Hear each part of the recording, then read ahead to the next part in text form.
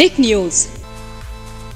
और राजस्थान की सियासत पर एक और बड़ी खबर आ गई है। जी हां, आपको बताना चाहेंगे राजस्थान सीएम पद पर अशोक गहलोत रहेंगे या नहीं, इस पर चर्चा जारी है। और इस बीच सोनिया गांधी को ही जिम्मेदारी मिली है इसका फैसला करने की कि अशोक से इस्तीफा लेना है या फिर अशोक को ही सीएम बने रहने देना है। राष्ट्रीय अध्यक्ष बनने से तो अशोक ने इनकार कर दिया।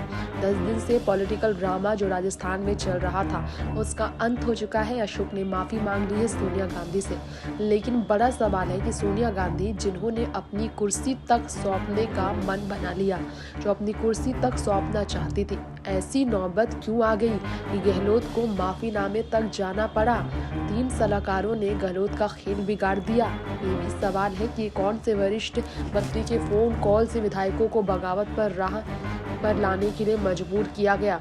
बड़े सवालों का जवाब मिल पाना मुश्किल है, लेकिन गांधी परिवार जिनको राष्ट्रीय अध्यक्ष पद पर देखना चाहती थी, उनके अनुभव का पार्टी को फायदा मिले वो चाहती थी। कार्यकर्ताओं में अगले चुनाव से पहले नई जान फूंकना जा सके, इसके लिए अशोक को जिम्मेदारी दिया जाना था। लेकिन जयपुर में हुए घटनाक्रम और एक के बाद एक बयान सामने आने के बाद देखा जाए तो उनके सलाहकारों ने सारा मामला उल्टा पलटा कर दिया।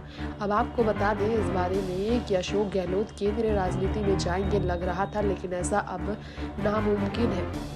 राहुल गांधी अध्यक्ष पद पर चुनाव लड़ने को राजी नहीं है, तो राष्ट्रीय अध्यक्ष के लिए नामांकन कौन दर्ज कराएगा सवाल था। दिग्विजय सिंह भी ये चुनाव नहीं लड़ रहे हैं। दिग्विजय सिंह की जगह सोनिया गांधी के पसंद बन गए हैं मल्लिकार्जुन खड़गे। तो वहीं आपको बताना चाहेंगे इस वक्त हमारी इस रिपोर्ट में कि एक फोन कॉल के बाद पूरी तरह से घटना बदल कर रख दी गई। जी हाँ, आपको बता दें यहाँ पर बताया जा रहा है कि विधायक दल की मीटिंग का बहिष्कार करके धारीवाल के घर पर मीटिंग करने की रणनीति तय हुई थी एक फोन कॉल के बाद, जिसमें महेश जोशी, महेंद्र चौधरी धारीवाल के पास पहुंचे थे। सभी नेता और सभी ने इस्तीफे की धमकी दे दी थी सोनिया को अगर सचिन को सीएम पद सौंपा गया।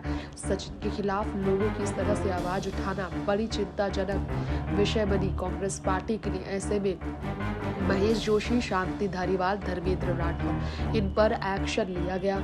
इसी के साथ साथ आपको बताना चाहेंगे कि दिग्विजय सिंह ने अध्यक्ष पद के लिए नामांकन जैसे ही भरा, अशोक को सोनिया गांधी ने इस चुनाव से बाहर किया अध्यक्ष पद के। और माफी के लिए अशोक गहलोत आए, लेकिन सोनिया गांधी हर बात को अनसुना करती चली गई है। खुली चुनौती गहलोत गिट के विधायकों की सबसे बड़ा सवाल खड़े कर रही है।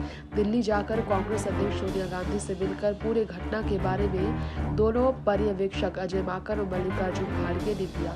और इसके बाद आपको बताना चाहेंगे कि बड़ा सवाल ये है कि सीएम पद पर अशोक को रखना है या नहीं, पर सोनिया कब फैसले लेंगी। सचिन की भी मुलाकात अशोक और सोनिया की मुलाकात के बाद ठीक के कल देर रात हुई है। और इसी के साथ साथ आपको बताना चाहेंगे सेशन 2 को एक बार खत्म कर दिया गया 20 सितंबर को जब चल रहा था।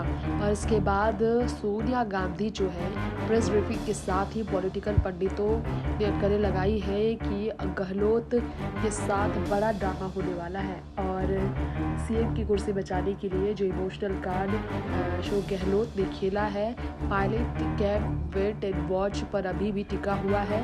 अब अशोक गहलोत को लेकर पायलट ने कहा, मैंने अपनी भावनाओं से अवगत कराया। सोनिया से मिलने के बाद उन्होंने कहा कि राजस्थान के मामले में वही निर्णय लें, यानी कि उन्हें विश्वास है कि सीएम पद पर सचिन को बैठाया जाएगा। और सचिन सोनिया की 8 बजे बीते गुरुवार को बातचीत हुई। वेणुगोपाल भी वहां मौजूद थे। 1 घंटे की बातचीत में सचिन से सोनिया ने कई वायदे किए थे। और सचिन ने कहा कि हमारा मकसद है अगली बार राजस्थान में सरकार बनाए, सब कुछ ठीक कर लिया जाएगा। निश्चित है कि सचिन सीएम पद पर जरूर बैठना चाहते हैं और वो खुद भी इसके लिए तैयार है। न्यूज़ से तृप्ति की रिपोर्ट।